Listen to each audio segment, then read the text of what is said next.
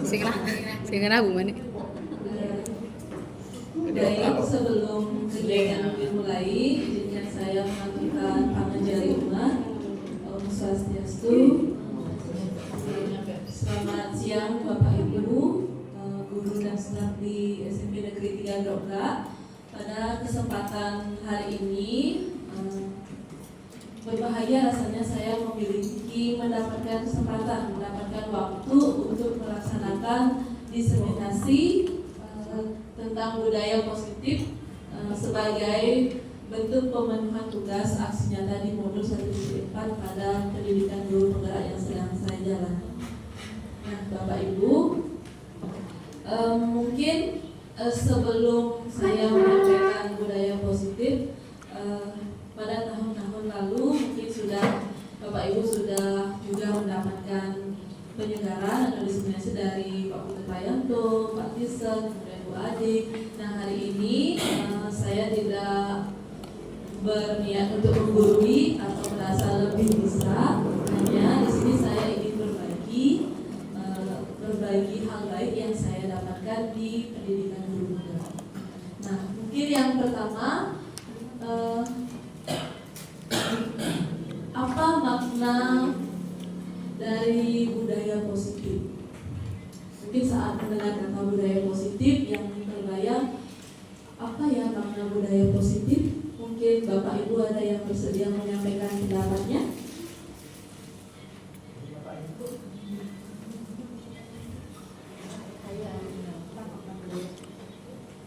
Ya, kira-kira saat mendengar kata budaya positif, apa yang mungkin terlintas di pikiran Bapak Ibu? Seperti kalau mendengar budaya positif, seperti kebiasaan positif yang dilakukan oleh warga sekolah, contoh seperti penerapan yang namanya 5S, seperti itu yang dilakukan di warga desa Negeri Grogak, seperti itu Bu Desa. Itu sih pendapat ya. Terima kasih Pak Putu Prayanto. Nah, budaya positif, budaya itu biasanya adalah suatu hal-hal kebiasaan yang secara rutin kita laksanakan. Nah, dari kata positif berarti suatu kebiasaan baik yang secara rutin kita laksanakan di lingkungan sekolah dalam keadaan. Nah, untuk contoh penerapannya tadi sudah diberikan contoh oleh Pak Putu Prayanto, misalkan penerapan budaya 5S. Nah, seperti yang sudah yang sampaikan tadi, budaya positif di sekolah yaitu nilai-nilai atau kebiasaan di sekolah yang berpihak pada peserta didik agar mereka dapat berkembang menjadi pribadi yang kritis, penuh hormat dan bertanggung jawab. Nah, hal ini sejalan dengan pemikiran Ki Hajar Dewantara tentang pendidikan, di mana menurut Ki Hajar Dewantara pengajaran adalah bagian dari pendidikan. Kemudian proses pengajaran merupakan proses dari pendidikan memberi ilmu yang berfaedah untuk kecakapan hidup anak secara lahir dan batin. Nah, pendidikan ini diibaratkan sebagai tempat persemaian demi kebudayaan. Tentu saja yang disemai di sini adalah budaya-budaya yang positif. Kemudian pendidikan menjadi ruang berlatih tumbuhnya nilai-nilai yang dapat diteruskan dan diwariskan. Dan kemudian dasar pendidikan yang menuntun. Jadi Ki Hajar Dewantara menjelaskan bahwa tujuan pendidikan itu menuntun segala kodrat yang ada pada anak agar dapat mencapai keselamatan tinggi-tingginya, baik sebagai manusia maupun sebagai anggota masyarakat. Nah, di sini kata kuncinya pendidikan itu adalah menuntun.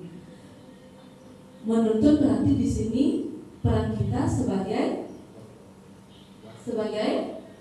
among, ya sebagai among. Kita mengarahkan. Kita dalam hal ini mengarahkan dengan tidak memaksa, tapi mengarahkan, memberikan jalan, memberikan arah kemana, ke hal-hal yang positif. Selanjutnya, nah tentu saja sekolah sebagai tempat persemaian benih-benih kebudayaan dan budaya yang positif Tentu saja untuk mewujudkan budaya positif tersebut berarti hal pertama yang bisa kita lakukan yaitu sekolah perlu menyediakan lingkungan yang positif. Jadi untuk mewujudkan budaya positif kan tidak mungkin sekolah menyediakan hal-hal yang kurang baik. Jadi sekolah sebagai tempat persemaian pendidikan ini hendaknya harus menyediakan lingkungan yang positif, kemudian aman dan nyaman, di mana dengan rasa aman dan nyaman ini murid mampu berpikir, bertindak dan mencipta dengan merdeka, mandiri dan bertanggung jawab. Nah, Bapak Ibu, untuk bisa menciptakan suatu lingkungan yang positif, menunjang terwujudnya budaya positif, mungkin bisa diawali dengan kita mengenal terlebih dahulu kebutuhan dasar manusia. Terkadang dalam keseharian kita membersamai anak-anak kita di sekolah, kita menemukan perilaku-perilaku yang menurut kita tidak sesuai dengan nilai-nilai yang kita yakini. Ya, jadi mungkin dengan kita mengetahui kebutuhan dasar dari setiap anak itu bisa membantu kita untuk mewujudkan budaya yang positif. Nah, adapun kebutuhan dasar manusia itu ada 5. Yang pertama ada kebutuhan bertahan hidup, misalkan kebutuhan akan makan, seperti itu. Kemudian yang kedua kebutuhan kasih sayang, misalkan muridnya butuh diperhatikan, butuh dibimbing, seperti itu. Kemudian yang ketiga ada kebebasan, keempat ada kesenangan, dan kelima ada penguasaan. Jadi kebutuhan adalah hal yang kita butuhkan seperti ini. Jadi saat kebutuhan dasar manusia ini sudah terpenuhi, diharapkan nanti anak didik kita memunculkan perilaku yang sesuai dengan budaya positif. Nah, dalam keseharian kita di sekolah, kita sering mengatakan kata-kata anak yang ini baik adalah anak yang disiplin, bisa seperti itu. Bisa dilihat dari kedisiplinan, seperti menaati peraturan dan sebagainya. Nah, di sini saya ingin menebalkan kembali. Jadi apa makna kata disiplin? Nah, dalam keseharian kata disiplin itu sering dikaitkan dengan tata tertib, teratur, kemudian kepatuhan pada peraturan. Nah, kata disiplin juga sering dihubungkan dengan hukuman. Oh, si siswa A dia kurang disiplin, tidak menaati peraturan, dia diberikan hukuman. Sering kita melakukan hal itu di lingkungan kita di sekolah. Kemudian sebenarnya hal itu sungguh berbeda, karena belajar dengan disiplin tidak harus memberi hukuman. Justru itu adalah salah satu alternatif terakhir yang dilakukan saat tidak ada jalan lain. Nah, disiplin ini berkaitan juga dengan merdeka, kata merdeka. Nah, seorang anak itu merdeka, saya merdeka belajar seperti itu. Merdeka bukan berarti bebas sebebas-bebasnya, tetapi merdeka di sini bagaimana seorang anak dia memerdekakan dirinya, artinya dia bergerak sesuai keyakinan yang baik dalam dirinya. Dia mampu memutuskan hal-hal baik yang dia lakukan untuk dirinya sendiri, mampu mengambil keputusan yang baik. Jadi dalam hal ini saat mungkin penerapan kedisiplinan dilakukan, si anak walaupun tanpa diminta, tanpa disuruh, tanpa dipaksa, dia otomatis untuk melakukan hal itu sudah mencapai tahap merdeka yang sebenarnya. Selanjutnya, nah, terkadang dalam kita melakukan sesuatu pasti kita memiliki motivasi tertentu. Jadi di sini berdasarkan teori motivasi ada 3 hal yang mendasari perilaku manusia. Yang pertama ada motivasi untuk menghindari ketidaknyamanan atau hukuman. Kemudian yang kedua adalah untuk mendapatkan imbalan dari orang lain atau institusi. Kemudian yang ketiga motivasinya untuk menghargai diri sendiri, menjadi insan sesuai harapan kita sendiri. Nah, umumnya dari ketiga motivasi ini, manakah yang lebih sering kita jumpai pada anak didik kita? Hukuman. Menurut Pak Capri, dia sering menjumpai menghindari hukuman. Mungkin Bapak Ibu yang lain mungkin pernah melihat anak didik kita melakukan suatu hal di antara ketiga motivasi ini.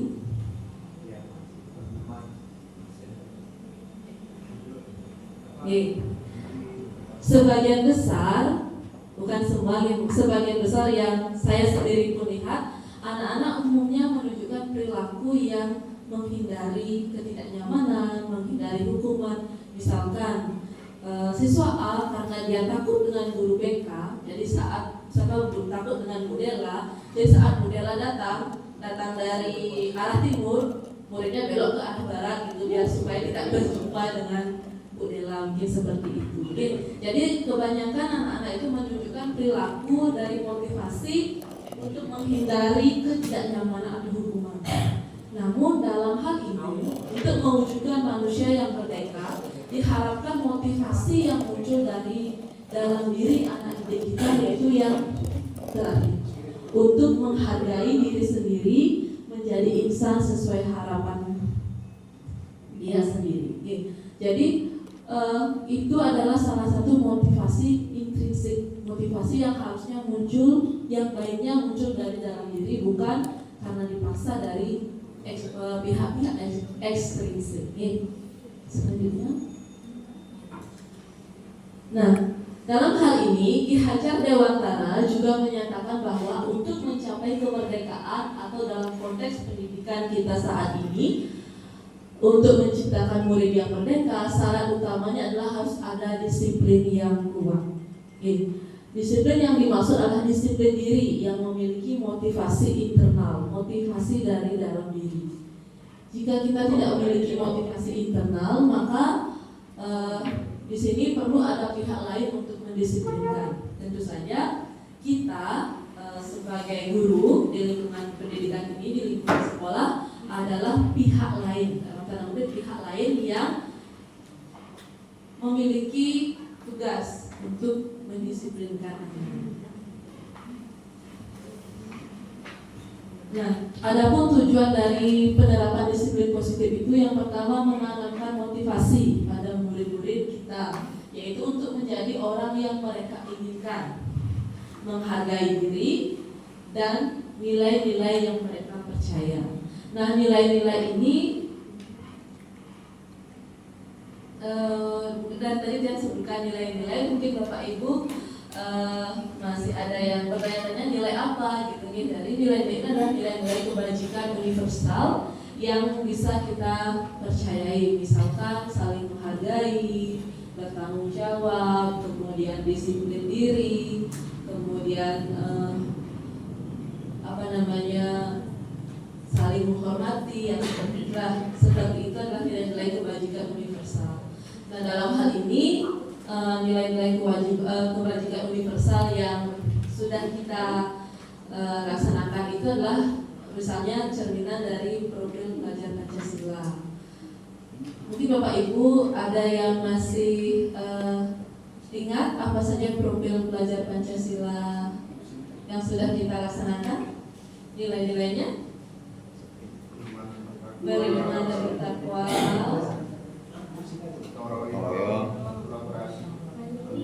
mandiri, kreatif,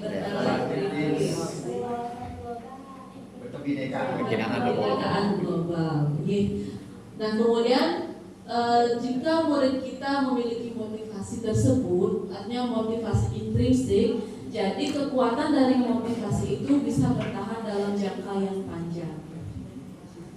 Karena memang muncul dari hatinya sendiri, muncul dari kesadaran murid itu sendiri. Walaupun dimanapun si anak berada, jika motivasi intrinsik itu sudah kuat, maka dia akan dengan sadar melaksanakan nilai-nilai kebajikan yang dia percaya. Misalkan siswa A dia mempercayai nilai kebajikan saling menghargai, jadi dimanapun dia berada, dia akan tetap melaksanakan nilai itu.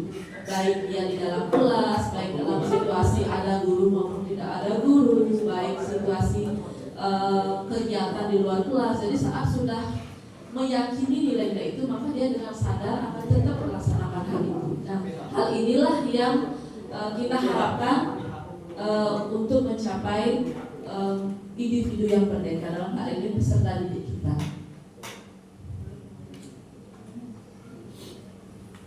Nah, ini ada sebuah gambar lingkaran seperti kue lapis dengan penuh warna.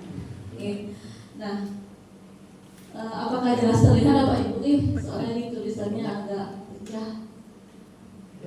Yang paling tengah itu ada peraturan kelas, kemudian selanjutnya di lingkaran merah ada lingkungan kelas, ada lingkaran selanjutnya keyakinan kelas, kemudian ada lingkungan positif, yang terakhir budaya positif. Jadi mungkin Bapak Ibu setelah melihat gambar ini punya pandangan tersendiri saat memaknai gambar ini.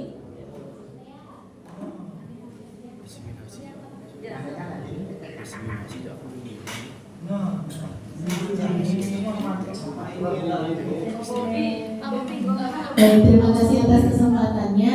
Jadi kalau saya melihat gambar yang ada di depan itu menandakan bahwa lingkaran, semakin besar lingkaran berarti cakupannya itu lebih luas gitu. Kalau misalnya yang di paling luas itu kita mulai dulu dari budaya positif. Jadi budaya positif itu bisa mencakup lingkungan, sekolah, rumah, artinya masyarakat, bahkan sampai dengan orang tua dan juga sekolah. Kalau lingkungan positif berarti ya di lingkungan sekitarnya dia semakin mengecil menjadi keyakinan kelas. Keyakinan kelasnya itu dikecilkan lagi menjadi sebuah peraturan kelas seperti itu. Jadi dia itu mempunyai ruang lingkup seperti itu. Terima kasih. Baik, terima kasih Bu Ade. Jadi benar sekali, jadi dari gambar tersebut bisa dilihat semakin luas lingkarannya maka jangkauannya akan semakin luas juga, ya. Nah, untuk selanjutnya, nah di sini kalau dilihat dari bentuk lingkaran tadi berarti dalam dunia kita di dunia pendidikan berarti di sekolah lingkup yang paling kecil itu adalah kelasnya. Kelas, kemudian mungkin tingkat, kumpulan dari setiap kelas, kemudian lagi kumpulan dari ketiga tingkat, kemudian lebih luas lagi seluruh warga sekolah. Nah, di sini sebelum saya lanjut memaparkan, ada pernyataan peraturan, ada pernyataan keyakinan. Nah, kira-kira menurut pendapat Bapak Ibu, mana ya yang lebih memiliki nilai positif antara peraturan dan keyakinan? Cik Gusti kayaknya matanya berbinar penuh ide kayaknya. Oke, ini sekedar berkata saja, mudah-mudahan apa yang saya sampaikan nanti ya mengenal. Kalau menurut saya tadi kalau disinggung masalah keyakinan dan apa lagi itu Peraturan. Kalau peraturan itu lebih ke sesuatu yang sifatnya menekan. Kalau menurut saya ada sanksi yang akan diberikan. Kalau keyakinan itu menurut saya adalah sesuatu yang timbul dari komitmen siswa itu sendiri untuk melakukan sesuatu, bukan karena paksaan dari luar. Itu saja beda. Tepuk tangan dulu untuk Pak Gusti. Terima kasih Pak Gusti. Sebenarnya kalau Pak Gusti itu adalah suhu saya sebenarnya. Pak Gusti lebih memahami hal ini. Saya di sini hanya mencoba berbagi saja. Terima kasih Pak Gusti, benar sekali. Peraturan itu adalah sesuatu yang berasal dari luar diri murid, yang biasanya itu harus dipatuhi, mau tidak mau harus dipatuhi. Berarti itu adalah sesuatu motivasi dari luar atau ekstrinsiknya. Sedangkan keyakinan itu adalah sesuatu yang muncul dari dalam diri. disadari sepenuhnya oleh murid. Jadi jika kita harus memilih mana yang lebih baik, maka apa yang muncul dari dalam diri sebagai kekuatan dari intrinsik itu lebih baik daripada diberikan dari luar, dipaksakan dari luar. Jadi di sini poinnya keyakinan kelas. Keyakinan dari dalam diri itu lebih memberikan manfaat yang kuat, lebih memberikan manfaat dalam jangka panjang. Tentu saja keyakinan itu apa yang kita yakini adalah nilai-nilai kebajikan, nilai-nilai kebaikan yang universal. Nah, Bapak Ibu, di depan ada beberapa pertanyaan. Yang ingin mengajak Bapak Ibu untuk berdiskusi, kira-kira nilai kebaikan atau nilai kebajikan apa yang kita peroleh dari ketiga pertanyaan tersebut. Yang pertama, mengapa kita memiliki peraturan harus menggunakan helm bila mengendarai kendaraan roda 2? Kira-kira dengan pertanyaan itu nilai kebajikan apa yang diharapkan muncul? Ya, keselamatan. Kemudian yang kedua, mengapa kita memiliki peraturan 3M, menggunakan masker, mencuci tangan, dan menjaga jarak? Kira-kira kesehatan? Ada yang bikin nilai? Ya, itu adalah nilai dari kesehatan. Kemudian yang ketiga, mengapa kita memiliki peraturan harus datang tepat waktu pada saat mengikuti pelatihan?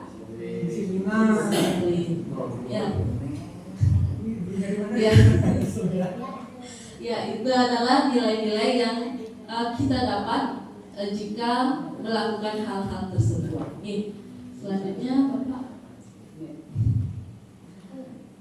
Nah, ini jadi kesimpulannya untuk mendukung motivasi intrinsik, motivasi dari dalam diri, kembali ke nilai-nilai keyakinan. Nah, nilai-nilai keyakinan yang muncul dari dalam diri sebagai motivasi intrinsik itu lebih menggerakkan seseorang dibandingkan serangkaian peraturan yang harus diikuti. Selanjutnya, nah di sini ada beberapa hal yang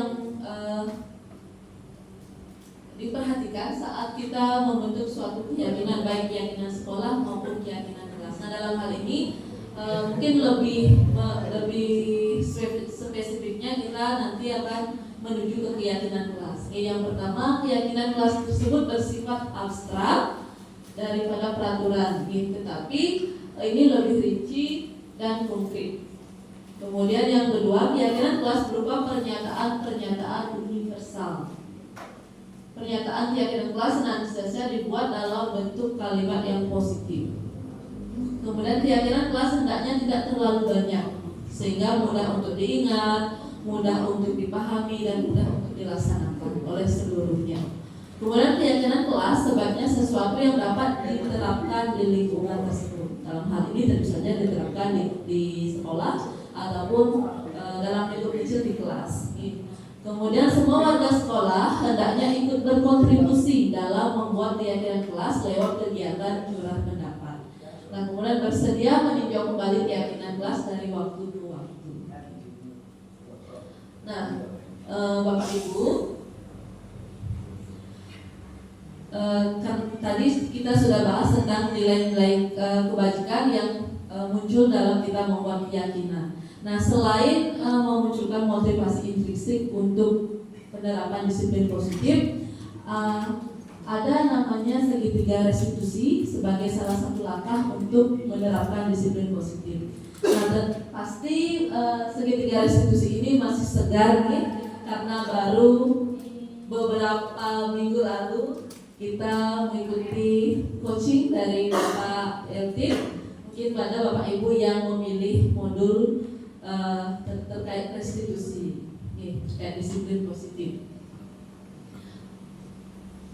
Nah, di depan sudah terlihat bagaimana segitiga restitusi tersebut beserta langkah-langkahnya. Yang pertama itu menstabilkan identitas sebagai langkah dasar, kemudian baru validasi tindakan yang salah, kemudian yang ketiga menanyakan keyakinan. Misalkan dalam menstabilkan identitas.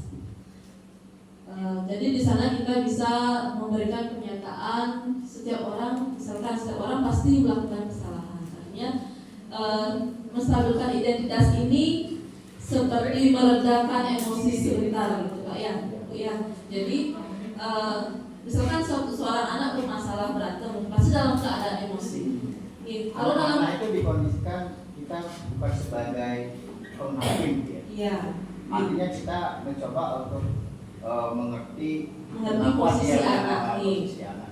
Iya, di sini ya kayak seperti tadi, misalkan anak satu A dan B berantem, pasti dia saat dipanggil masih sedang dalam keadaan emosi. Nah, dalam tahap menstabilkan identitas ini, peran kita, posisi kita sebagai guru seperti berempati, kita mencoba memahami kondisi anak, kemudian tahap selanjutnya itu validasi tindakan yang salah. Di sini kita mengarahkan anak juga untuk menyadari benar nggak tindakan kamu, apakah tindakan kamu sudah sesuai nggak dengan nilai-nilai kebajikan seperti ini. Di sini juga kita menggali alasan kenapa seorang anak itu melakukan hal itu.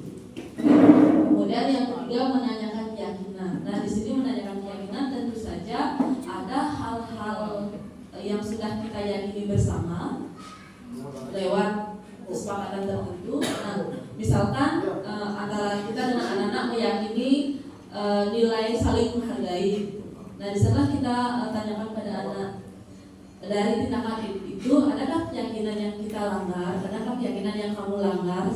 Jadi itu tahap menyadarkan kembali si anak gitu atas kesalahan yang dibuat. Jadi kita tidak menghakimi, oh kamu salah, kamu benar, kamu salah, tetapi kita mengarahkan supaya anak tersebut menyadari kesalahannya. Jadi dengan kesadaran pada kesalahannya itu nanti akan kita mengajak anak tersebut untuk mencari solusi. Apa yang harus dilakukan saat hal itu terjadi? Selanjutnya, nah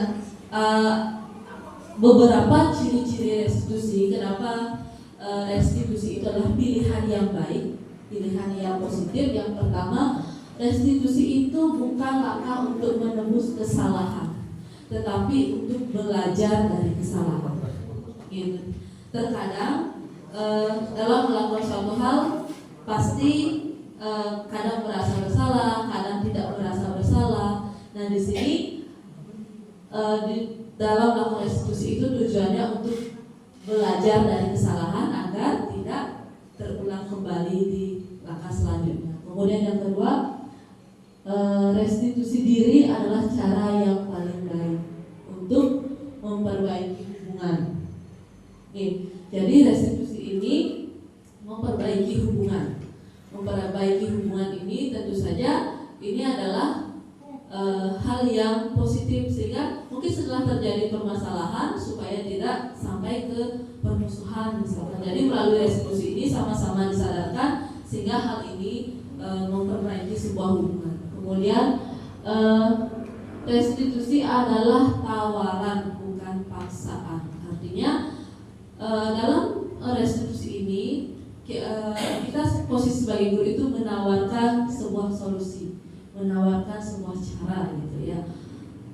Nah, anak-anak juga berhak menolak cara tersebut. Nah, dari tolakan itu kita bisa ajak dia berunding bersama. Nah, kalau misalkan kamu nggak setuju dengan cara ibu, kalau menurutmu gimana caranya menyelesaikan hal ini? Nah, itu bisa jadi sebuah win-win solution seperti itu. Nah, restitusi itu menuntut untuk melihat ke dalam diri. Di sini terkadang anak-anak dalam usia anak didik kita itu dia masih labil. Hanya kadang dia tidak merasa bersalah, kadang dia merasa paling benar seperti itu. Jadi dengan melakukan restitusi ini kita memberikan tuntunan, mengajak anak untuk melihat lagi ke dalam diri. Baik, selanjutnya ada 5 posisi kontrol. Jadi dalam rangka kita menciptakan suatu lingkungan budaya yang positif, kita juga harus memahami kita sebagai guru posisinya di mana dan sebelah mana seperti itu. Nah, menurut menurut yang saya peroleh di pendidikan guru bergerak, ada 5 posisi kontrol guru. Oke. Ada sebagai penghukum, kemudian pembuat rasa bersalah, sebagai teman, sebagai pemantau, dan sebagai manajer. Nah, kelima posisi kontrol ini sering kita lakoni selama kita sebagai guru. Namun, mungkin Bapak Ibu yang ajak mencermati bersama posisi yang mana yang bisa menimbulkan motivasi eksternal ataupun motivasi internal. Jadi harapannya goalsnya itu adalah munculnya motivasi internal dari dalam diri siswa. Dan mungkin ini juga sudah sebagian Bapak Ibu mungkin dalam modul PMM kemarin juga sudah sempat untuk membacanya, sempat untuk mendapatkannya saat coaching dengan Pak Prayanto.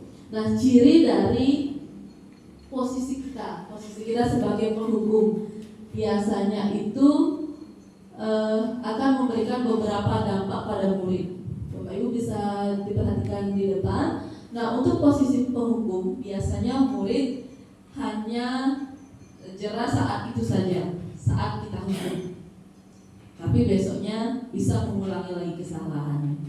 Kemudian jika posisi dalam merasa bersalah, dalam posisi ini kita membuat anak jadi gak enak hati, jadi ada rasa bersalah. Nah, ini bisa memicu rasa rendah diri pada anak.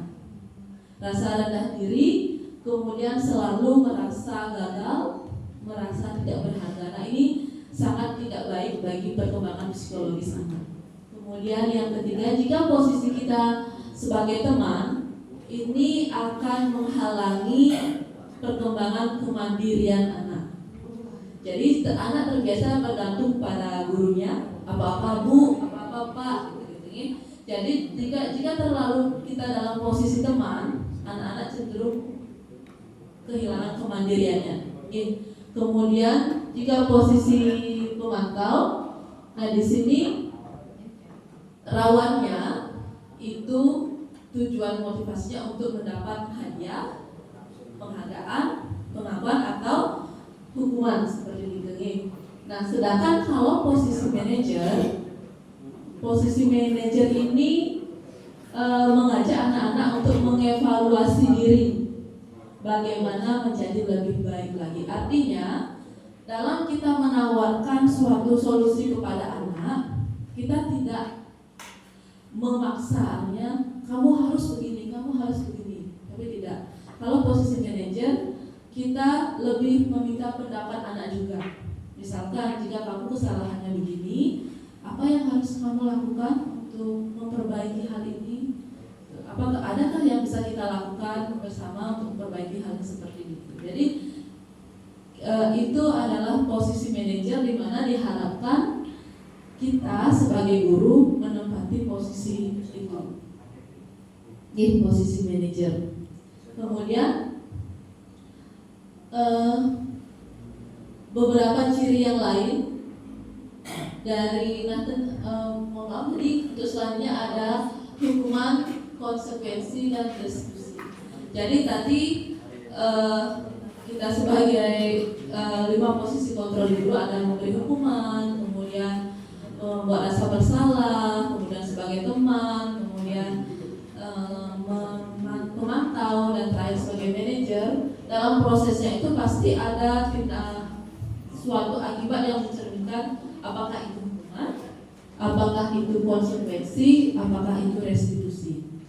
Nah, Bapak Ibu, untuk lebih menguatkan lagi, di depan sudah ada beberapa ciri-ciri atau hal-hal yang bisa kita ketahui apakah kita sudah melakukan hukuman, konsekuensi, atau restitusi.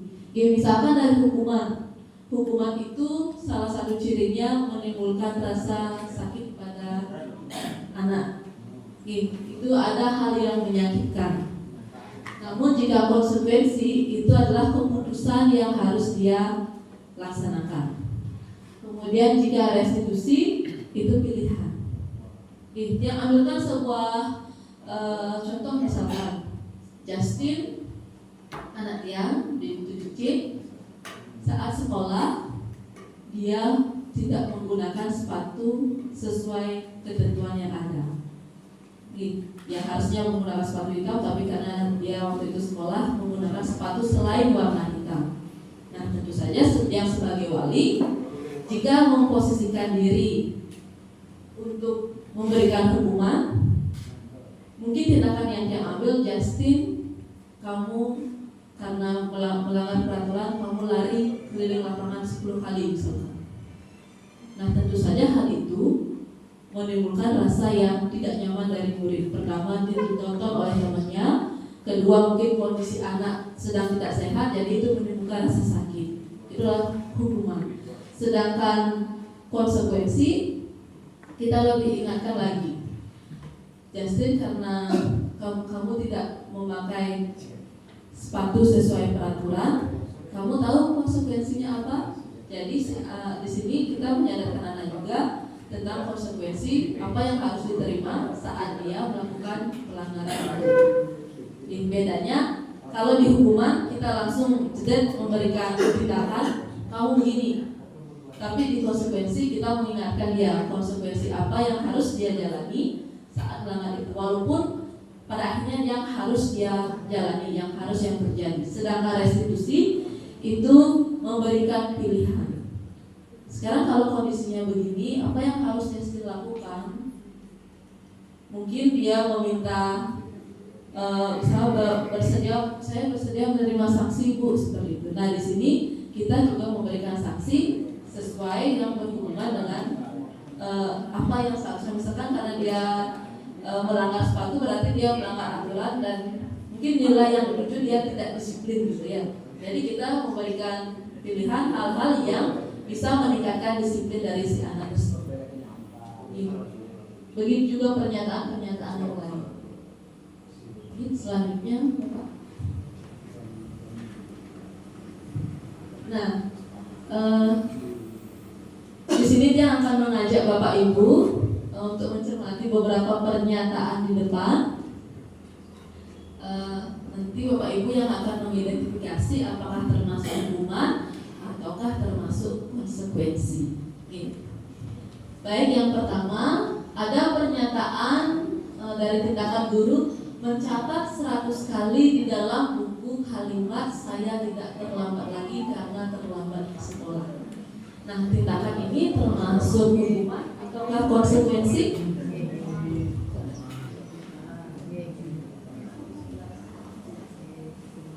Kira-kira apakah termasuk hukuman atau konsekuensi? Mencatat 100 kali di dalam buku kalimat saya tidak akan terlambat lagi karena terlambat ke sekolah. Masa konsekuensi?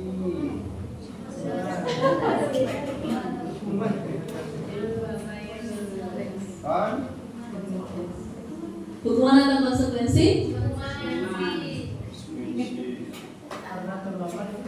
Hukuman. Di sana ada keterangan mencatat 100 kali.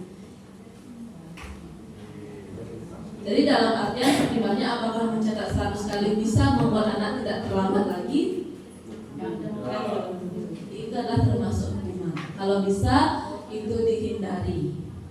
Kemudian yang kedua, lari mengelilingi lapangan basket 2 kali karena terlambat hadir. Hukuman. Kemudian yang ketiga, membersihkan coretan yang dibuat di meja tulis. Konsekuensi atau hukuman? Konsekuensi.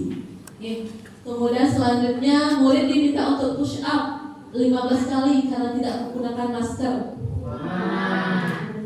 Selanjutnya mengganti kertas tugas teman yang masih coret. Konsekuensi, oke. Berjemur di lapangan basket. Kemudian murid diminta bertelanjang kaki. Bertelanjang kaki sepanjang hari karena tidak menggunakan sepatu.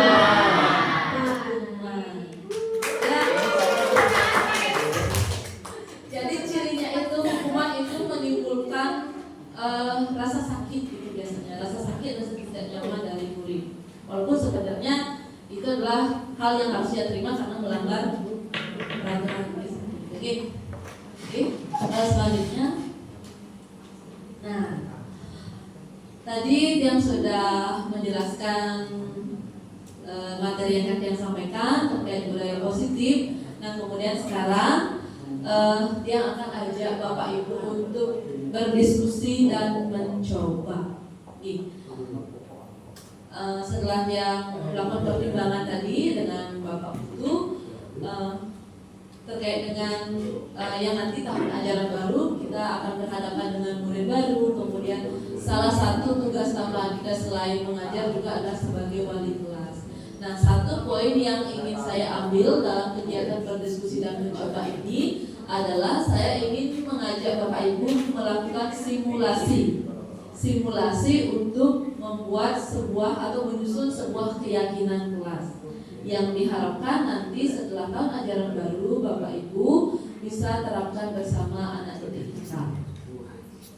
Nah dalam kegiatan simulasi ini dia membutuhkan bantuan satu orang relawan mungkin yang akan berperan sebagai guru dan Bapak Ibu peserta lain berperan sebagai siswa.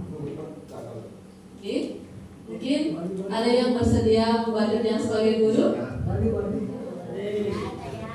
Bu Ade, oke. Sudah ada, yuk Ade silakan berdiri.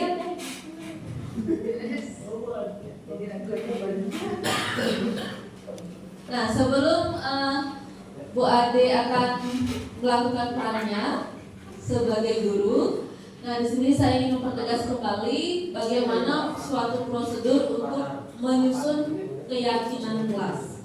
Oke, ada 6 langkah. Yang pertama, mempersilakan murid di kelas untuk bercurah pendapat tentang peraturan yang disepakati kelas. Oke. Kemudian yang kedua, mencatat setiap masukan yang diberikan oleh murid. Itu bisa menggunakan media papan tulis ataupun kertas. Nah di sini saya sediakan kertasnya dan ada sticky notes-nya. Kemudian yang ketiga, nah ini yang paling penting. Setelah kita menerima masukan dari murid, kita akan cermati adakah kalimat negatifnya di sana. Jika ada, maka itu harus dirubah menjadi ke kalimat yang positif. Kalimat negatif itu kalimat yang mengatakan tidak, jangan ya seperti itu ya. Misalkan jangan jangan mengganggu teman, misalkan seperti ini. Saya dirubah menjadi kalimat saling menghargai, seperti itu. Cintailah temanmu sebaik-baiknya. Kemudian yang keempat, meninjau kembali daftar pendapat yang sudah dicatat. Selanjutnya mengajak anak dari hal yang dicatat itu nilai kebajikan apa yang dituju. Kemudian yang keenam, setelah menemukan nilai-nilai yang dituju, baru tinjau ulang kembali. Di sini guru mengkonfirmasi kembali, ini nilai ini ya yang kita tuju, ini nilai ini ya dari pernyataan ini. Kemudian yang keenam, kalau sudah selesai keyakinan kelas dibuat, maka seluruh warga kelas itu menyetujui menandatangani keyakinan kelas untuk dilaksanakan bersama dan ditempel. Biasanya ini ditempel di dinding kelas, di dinding ruang kelas. Bapak Ibu bawa alat tulis ya.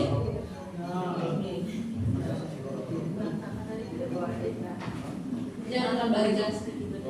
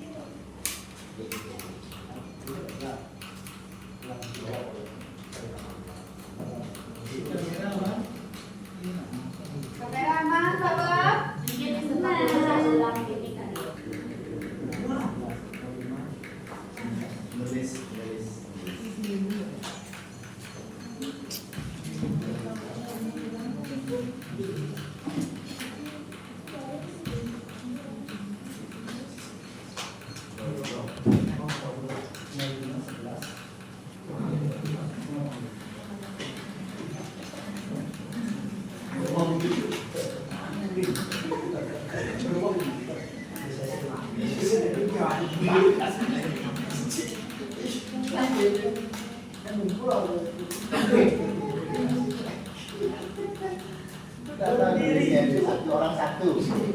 Ya. Ya itu vaksin lagi itu literasi nih. Tidak boleh tidak 100.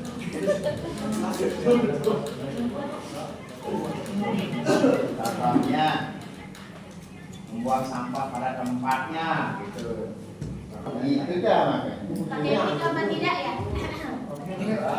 Salah seksinya. Baik, oke. Jadi di sini saya berdiri sebagai guru, Bapak Ibu guru menjadi murid ya. Jadi menjadi murid kelas 8E. Silakan nanti ambil murid satu-satu dari kelas 8E. Oke, baik, terima kasih untuk kesempatannya Bu Desa. Baik, kita mulai saja. Sabar ya Randy. Baik, selamat pagi anak-anak. Apa kabar kalian? Iya, jadi sesuai dengan perjanjian kita, sesuai dengan kesepakatan kita, hari ini kita berkumpul untuk membuat keyakinan kelas. Ya, jadi kita akan menyusun keyakinan kelas kita bersama-sama. Artinya apa yang kalian buat nanti itulah yang akan menjadi keyakinan kita. Ya, jadi silakan ikuti kegiatan ini dengan baik. Oke, apakah kalian sudah membawa sticky note? Sudah bawa ya. Nah, nanti di sticky note itu kalian akan menuliskan apa-apa yang kalian rasa dibutuhkan di kelas ini. Peraturan apa yang kira-kira kalian dibutuhkan? Sebelum tulis di sana, kira-kira kalian punya ide nggak? Misalnya, Bu, saya tidak suka dengan kejadian ini di kelas, atau mungkin Bu, saya ingin di kelas ada seperti ini gitu misalnya. Contoh dari Ibu, kalau Ibu tidak suka kalau kalian makan di dalam kelas. Jadi kalau kalian makan di kelas itu kadang sampahnya malah berserakan di kelas. Berarti Ibu di sana akan membuat tidak boleh makan di kelas. Itu misalnya. Atau kalau kalian punya pandangan lain, punya pendapat lain apa yang sudah kalian rasakan di kelas, silahkan nanti itu kalian catat, kalian tuliskan di sticky note yang sudah kalian buat. Bisa dipahami? Oke. Ibu kasih kalian waktu 5 menit untuk menuliskan pendapat kalian. Silahkan tulis di sticky note itu dan nanti akan ditempel di depan. Boleh tidak selesai boleh? Boleh punya bolpen punya. Ready. Cantik mau cantik. Boleh tanya. Dia. Sudah Bu, gimana tempel ini Bu? Benar sudah dibuat ini Bu, sudah dicatat saya tulis ini Bu. Boleh Bu ya? Baik, jika sudah silakan ketua kelas kita Randy memulai untuk menempel di depan di kertas plano yang ada di depan. Baik, silakan satu persatu ditempel di depan. Cantik Bu, kan gila.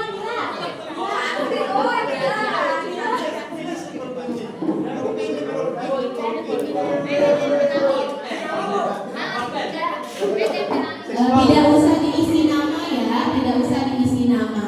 Cukup isi pendapat kalian saja.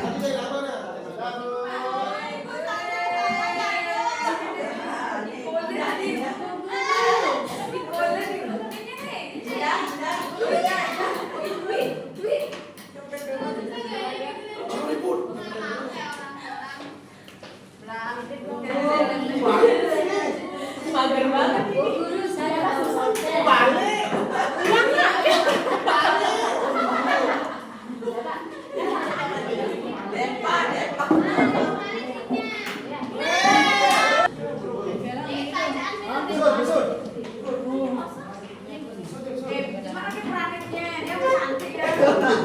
Keadilan sosial ini sih bukan sampai.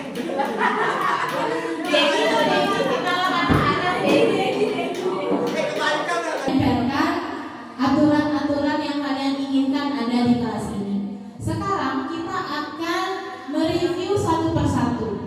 Ya, jadi kita akan baca aturan apa itu, lalu kita akan tulis di papan tulis. Untuk saat ini Ibu akan meminta bantuan dari rekan Ibu, Bu Desa, untuk membuatkannya, untuk merangkum hasilnya itu di di komputer atau di laptop yang sudah Bu Desa bawa. Mungkin Ibu butuh bantuan satu orang untuk bantu baca ke depan.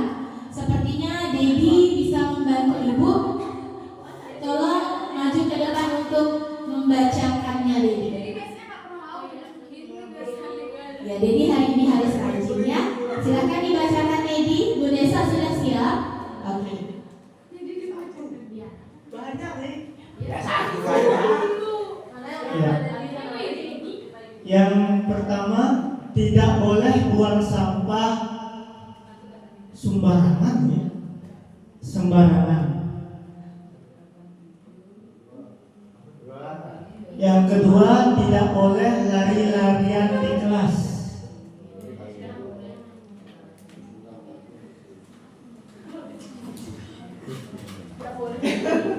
Masuk kelas tepat waktu.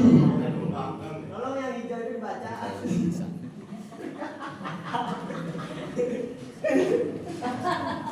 Keadilan sosial. Keadilan sosialnya dibalik berarti tidak adil sosialnya. Ya. Jagalah kebersihan. Ini jangan membuat keributan di kelas.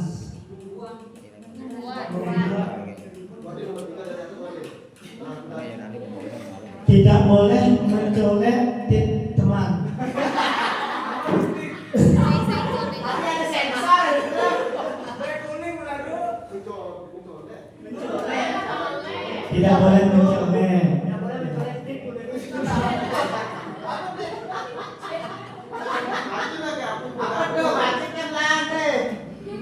Ya, mencolek mata teman.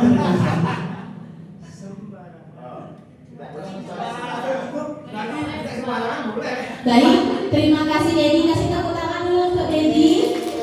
Ya, jadi ini adalah masukan atau pendapat dari kalian yang sudah kita rangkum. Masih ada beberapa yang lain, tapi sepertinya sama ya, hampir sama. Seperti ini, jangan buang sampah sembarangan, membuang sampah pada tempatnya. Jadi sudah diambil lagi. Kira-kira ada masukannya yang belum tercatat? Yang ingat, oke, Depi. Ya, apa masukannya Depi? Yang mana ya Depi?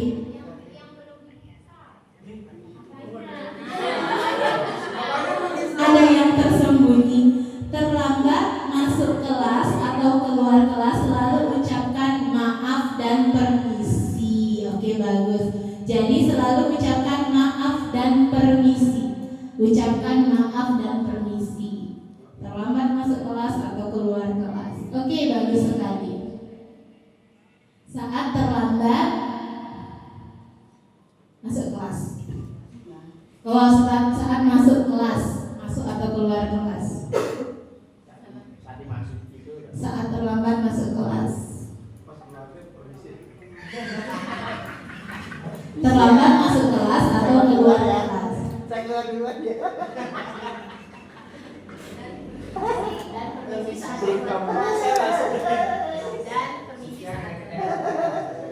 Baik, jadi itu dia yang sudah pendapat-pendapat yang kalian berikan ya hari ini. Nah, sekarang kita akan membuat pendapat-pendapat ini menjadi kalimat yang positif. Kalimat positif dulu kan? Ya. Buanglah sampah, Pak Rahman. Buanglah sampah pada tempatnya, Bu. Baik, jadi sekarang kita akan mengubah kata-kata ini atau kalimat ini menjadi dari yang ada kata atau kalimat negatifnya menjadi ke kalimat positif. Oke, mungkin kalian bisa bantu Ibu. Yang pertama, tidak boleh buang sampah sembarangan. Ada yang bisa bantu bagaimana kira-kira kalimat itu, kalimat negatif itu kita ubah menjadi kalimat positif. Mungkin yang cita-citanya jadi guru bahasa Indonesia, ada di sini yang mungkin cita-citanya jadi guru bahasa? Capi deh kayaknya. Colin ya, nama kerennya Colin ya. Coba bantu Ibu untuk membuat gimana ya kata-kata tidak boleh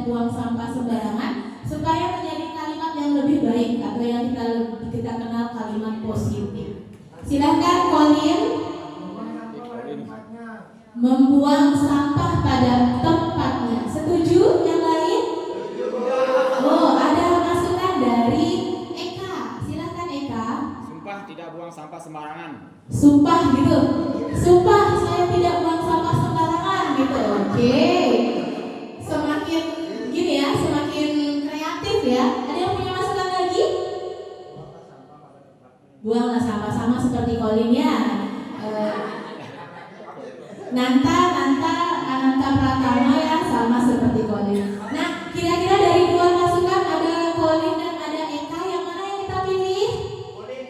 Colin yang lebih positif ya. Eka jangan berkecil hati ya. Kita coba yang kedua nanti. Oke, Bu Desa, tolong dibuat buanglah sampah pada tempatnya. Oke, yang kedua, tidak boleh lari-larian di kelas. Baik, Putri Yase, silakan Putri Yase. Tidak boleh lari-larian di kelas, berarti kalau menurut saya Bu ya. Ya. Stay cool. Stay cool. Bu Desa aku dapat. Stay cool. Stay cool gitu ya. Oh iya. Jadi dingin gitu ya, dingin ya, stay cool. Oke, ada yang punya pendapat lain yang lebih yang lebih masuk akal lah. Bermainlah di luar kelas. Bermainnya di luar kelas. Oke, kita tampung. Ada lagi? Dedi, Bermain sesuai dengan tempatnya. menjaga ketertiban di kelas. Oke, ada lagi yang lain? Bermain sesuai dengan tempatnya. Bermain sesuai tempatnya. Oke, yang empat. Ada lagi? Nah, dari empat yang tadi ada stay cool, ada Ikuti kata-katanya di kelas. apa? Ikuti kata-katanya di kelas. Ikut Lindungi kata-katanya di kelas. lindungi kaki kalian dari serangan-serangan apa. Oke, kita putuskan punya siapa ya, pendapat siapa yang paling bagus tadi? Itu yang menjaga ketertiban itu, Bu. Dedi ya. Jadi menjaga ketertiban di kelas.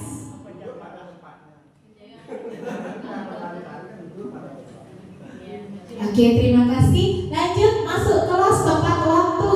Apakah ini perlu kita ubah? Cukup ya, sudah positif kalimatnya ya. Baik, tidak. Siapa itu yang buat?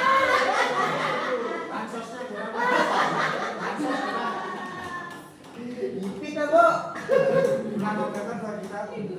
Baik, keadilan sosial ini mungkin bisa diceritakan maksudnya seperti apa ya? Sila 5 Bu. Oh, keadilan sosial bagi seluruh rakyat Indonesia. Wah, sangat PKM sekali. Apakah ini perlu kita masukkan di keyakinan kelas kita? Atau mungkin kita ubah menjadi kalimat yang lebih cocok, lebih tepat kiranya kita terapkan di kelas. Ada yang mau membantu? Oke, Bobby. Saling menghargai, Bu. Saling menghargai. Eka? Saling menghargai antar umat beragama. Oke, saling menghargai antar umat beragama. Bagus ya, karena keadilan. Berarti memang kita harus adil, nggak boleh membeda-bedakan. Ya, Bhinneka Ada Tunggal yang- Ika itu, Bu. Bhinneka Tunggal Ika, iya. Ada yang punya pendapat lain? Kenapa? Mila, jangan main HP dulu nak, taruh dulu. Oh cantik ya, cantik. Taruh dulu HP-nya ya, nanti pacarannya nanti ya.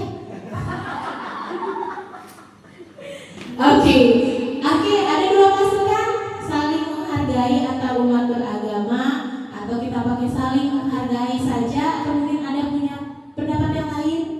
Ya, menghargai aja. Ya, saling menghargai mungkin antar teman ya, karena kita di kelas. Saling menghargai antar teman. Tidak antar teman juga, Bu, nanti sama teman dan guru juga. Oh, sama guru juga, iya ya. Enaknya gimana ya jadinya ya? Kelas sosial warga sekolah. Oke, ini keyakinan kelas ya. Iya ya, ini masuk ya.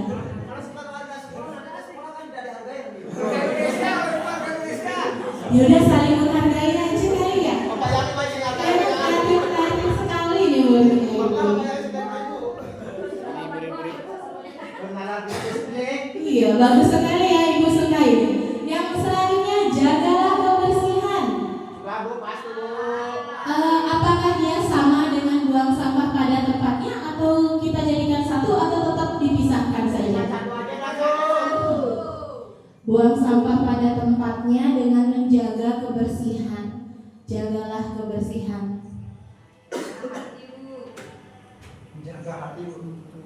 Oke, berarti jagalah kebersihan kita hapus ya, karena dia sudah naik ke atas. Oke, lanjut. Jangan membuat keributan di kelas. Oke, Novia silakan sampaikan pendapatnya.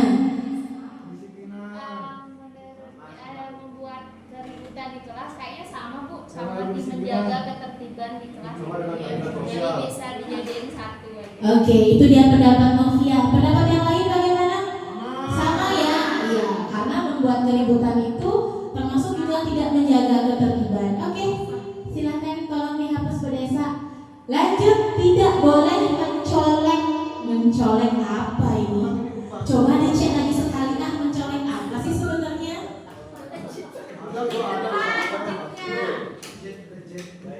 Tidak boleh mencolek tit sembarangan, teman. Ternyata tidak bisa dibaca juga. Ya, tidak boleh mencolek pantat teman. Siapa yang suka colek pantat di sini? Polium cantik. Randy juga katanya ya suka colek-colek pantatnya cantik ya. Tidak boleh ya Nam ya.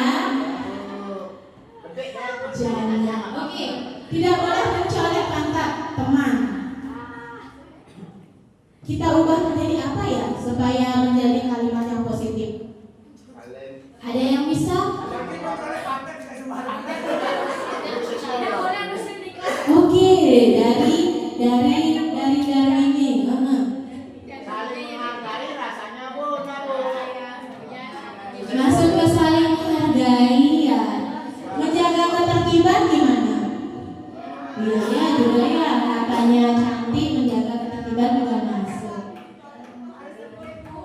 Oh, katanya Seolah-olah dia tidak ada harga dirinya Bu. Kalau dicolek-colek Bu. iya. Tapi kalau jumlahnya di waktu nggak apa-apa. Tepat sasaran modelnya. Wah, anak itu sudah dewasa semua ya. Baik, jadi kesimpulannya tidak boleh mencolek pantat sembarangan itu sudah masuk ke saling menghargai, kemudian menjaga ketertiban katanya Dayu tadi harus dijaga ketertiban kelas. Baik, lanjut yang terakhir, ucapkan maaf saat terlambat masuk kelas atau dan permisi saat keluar itu ya, saat keluar kelas. Apakah perlu kita ubah kata-katanya?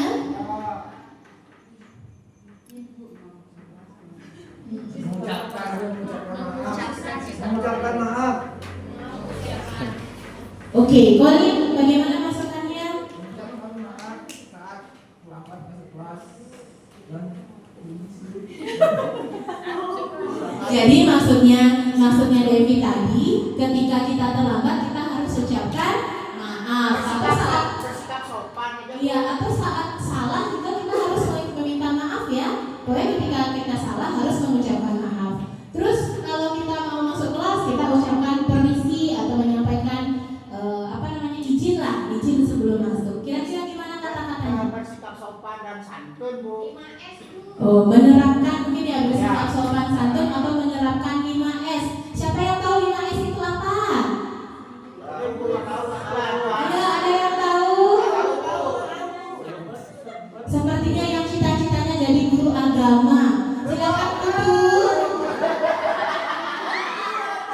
5S itu apa ya 5S itu?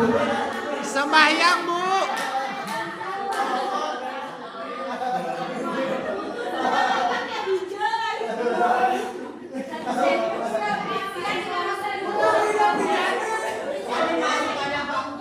Diganti dengan kata yang lebih singkat katanya Bu. Kalau masuk KB.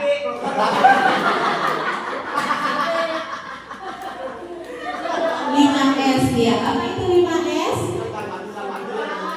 Senyum, salam, sapa, sopan dan santun ya. Berarti apa tadi? Depannya itu menerapkan 5S.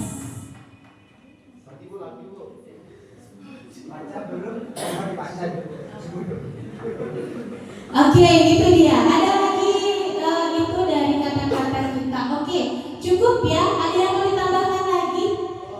Cukup ya, baik. Nah sekarang Bu Desa, tolong disisakan kalimat positifnya saja. Kita akan melihat kalimat positif itu mengandung nilai kebajikan apa ya. Jadi nilai kebajikan itu ada banyak ya anak-anak ya. Jadi ada kesehatan, keselamatan, disiplin, kebahagiaan.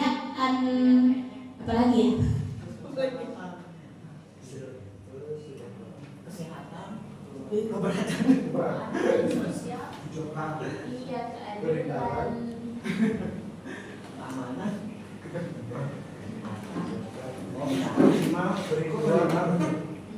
Sekarang kita cek nilai kebajikan yang muncul dari menjaga kebersihan. Kira-kira apa ya nilai kebajikannya ya?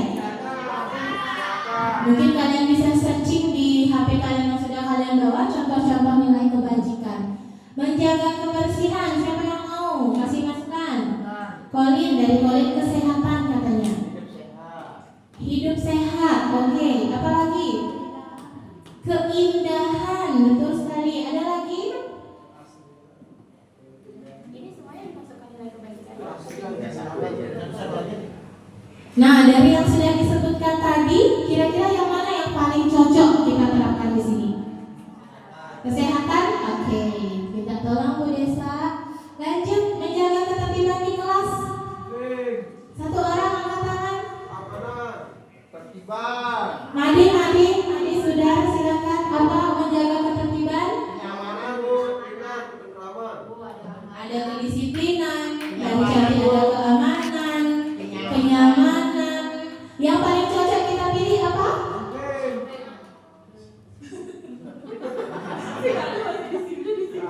Oke, ada disiplin lagi. Apa ini? Iya, keamanan ya. Oke, keamanan. Next, masuk kelas tepat waktu.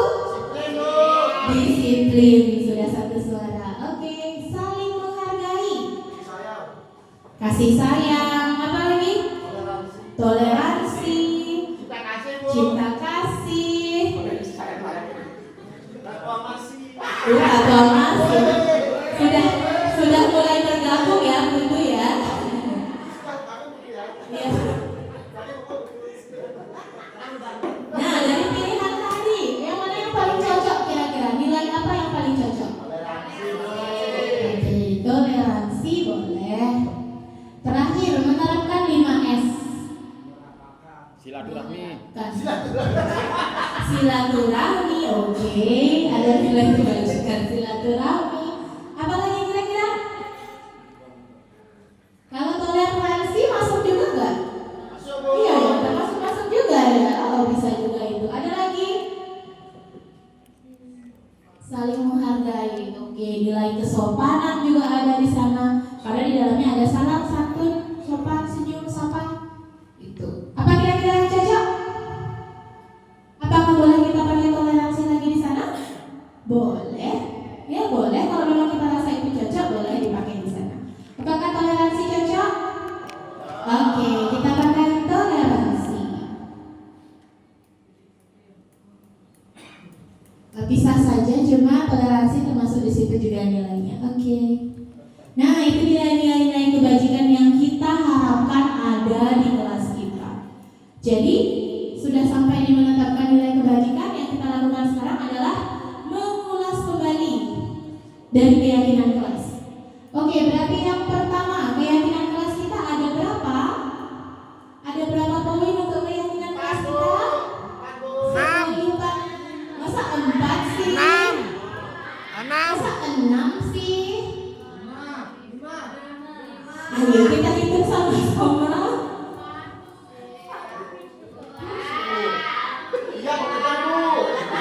Iya, kayaknya kita Ada 6. Aduh, di Jerman 6.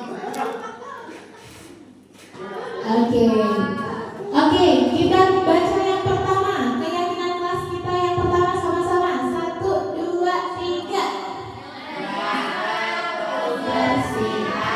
Yang kedua. Yang ketiga. Yang keempat.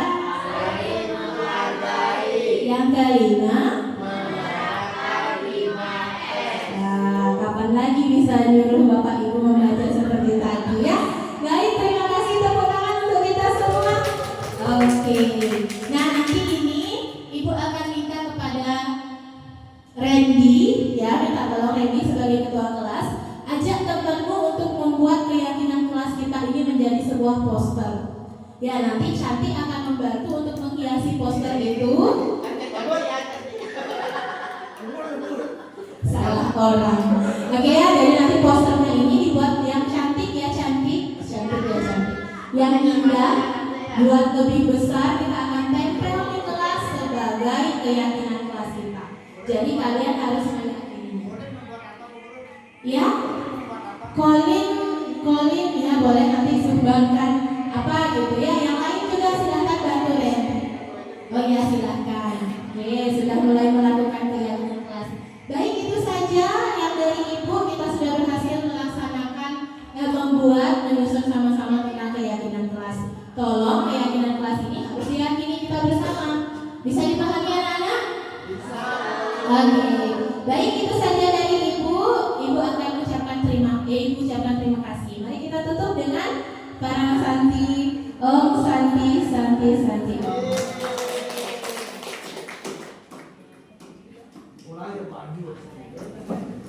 Baik Bapak Ibu, tepuk tangan sekali lagi untuk guru kita.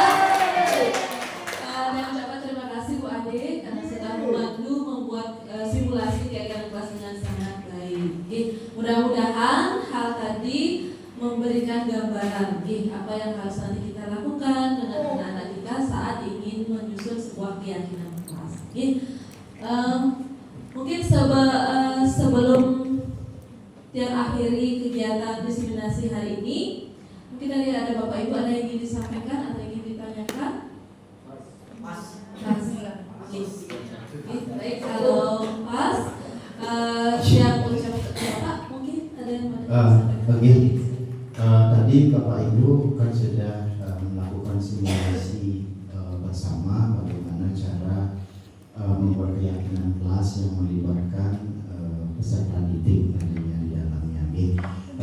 Dengan kegiatan simulasi ini kami harapkan ke depan siapapun nanti yang bertugas menjadi wali kelas agar benar-benar menerapkan keyakinan kelas ini kepada peserta didik di awal pelajaran. Ya Bapak Ibu lihat ketika di awal pelajaran kan biasanya kalau berpikir di pembelajaran bisa Bapak Ibu dengan membuat keyakinan kelas seperti itu.